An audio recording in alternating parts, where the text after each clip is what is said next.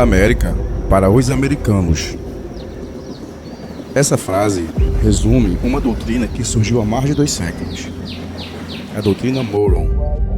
Em 1823, James Monroe, o então presidente dos Estados Unidos, definiu que qualquer intervenção europeia nas Américas seria visto como uma agressão que demandaria intervenção imediata dos Estados Unidos da América. Claramente, isso foi usado como um gatilho para que os Estados Unidos pudessem estabelecer uma forte zona de influência na América Latina. E foi o que aconteceu no século seguinte, porém, havia uma exceção.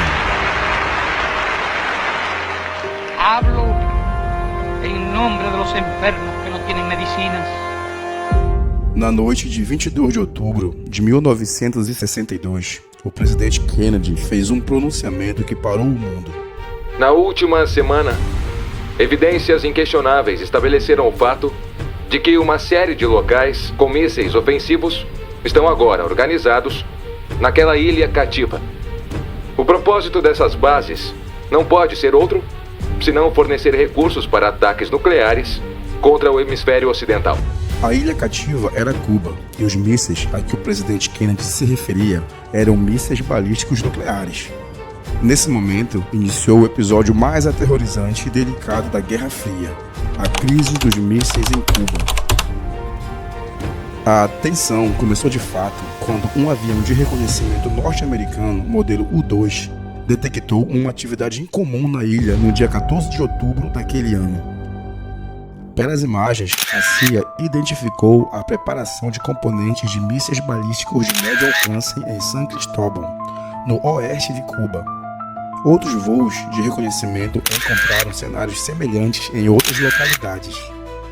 Após centenas de fotos aéreas, ficou claro que de alguma forma haviam sido construídas instalações nucleares soviéticas avançadas e quase prontas para operar no quintal de Washington, ou seja, a apenas 144 quilômetros do estado da Flórida. Após a descoberta, o presidente dos Estados Unidos e seus conselheiros debateram em segredo por uma semana como poderiam responder a essa ousada movimentação. As opções possíveis eram fazer um ataque preventivo a Cuba para destruir as instalações o mais rápido possível, tentar uma aproximação com Fidel e com o líder soviético Khrushchev, ou bloquear a navegação marítima na região para impedir que mais suprimentos nucleares chegassem à ilha. Kennedy optou então por um bloqueio naval a Cuba, dando a Moscou uma chance de recuar enquanto soluções diplomáticas eram trabalhadas. Alertou também que qualquer agressão contra uma nação do hemisfério ocidental seria respondida com retaliação pelos Estados Unidos. Simultaneamente, Kennedy enviou uma carta a Khrushchev, declarando que não permitiria a chegada de mais armamentos em Cuba e solicitou que as bases já estabelecidas fossem desmanteladas e retornadas à União Soviética. No dia 24 de outubro, um bloqueio naval em forma de quarentena foi imposto. Porém, o líder soviético declarou que ignoraria totalmente esse bloqueio, classificando inclusive como um ato de agressão por se tratar de águas internacionais. A tensão só aumentava, com os mísseis em Cuba quase prontos para operar e o risco de uma invasão americana batendo a porta. Nesse momento, o líder cubano Fidel Castro alertou os cidadãos de que uma invasão americana poderia acontecer a qualquer momento, mobilizando então cerca de 300 mil soldados para um confronto que parecia inevitável. Pela primeira vez, os Estados Unidos tiveram que declarar nível 2 no sistema de alerta DEFCON, o mais alto nível de alerta antes de um confronto nuclear aberto. E para tornar a situação mais tensa, um avião de reconhecimento americano que sobrevoava Cuba foi abatido pelos soviéticos de forma acidental, resultando na morte do piloto. Nesse momento, generais americanos pressionaram Kennedy ao máximo para que ele ordenasse um ataque imediato a Cuba. O presidente americano, porém, sabiamente não o fez. Naquele momento, qualquer passo em falso poderia resultar na maior catástrofe nuclear desde as bombas de Hiroshima e Nagasaki. Ao longo de 13 dias dias, o mundo ficou à beira de uma guerra nuclear avassaladora, com Kennedy e Khrushchev se enfrentando diretamente. Na tarde de 26 de outubro, um novo acontecimento surgiu. John Scully, correspondente da emissora americana ABC, informou o governo dos Estados Unidos que havia sido abordado por um agente soviético com uma proposta. Os soviéticos retirariam os mísseis de Cuba se os Estados Unidos se comprometessem publicamente a não invadir a ilha. Enquanto a Casa Branca avaliava a seriedade dessa proposta, Khrushchev enviou uma carta emotiva a Kennedy, destacando a tragédia de um possível holocausto nuclear e sugerindo uma solução semelhante à proposta feita a Scully. Essa mensagem chegou à noite em Washington, já madrugada do dia seguinte em Moscou. No entanto, quando os funcionários americanos se reuniram novamente no dia seguinte, a situação já havia mudado. Khrushchev tinha estabelecido novas condições para a retirada dos mísseis de Cuba. Ele exigia que os Estados Unidos também removessem seus mísseis posicionados na Turquia. A resposta chegou na manhã seguinte.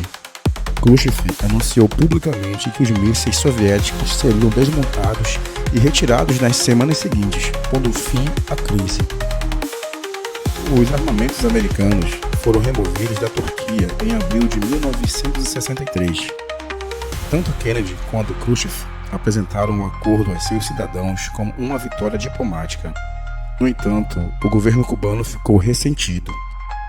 Fidel Castro ficou insatisfeito com a retirada dos mísseis soviéticos sem sua consulta e sem considerar seus interesses.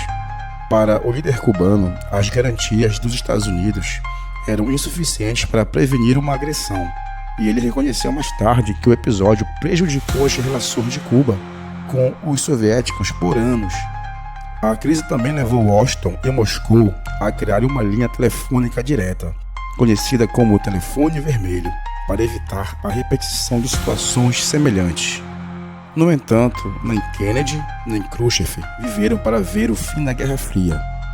Kennedy foi assassinado em 1963 e Khrushchev faleceu em 1971, aos 77 anos.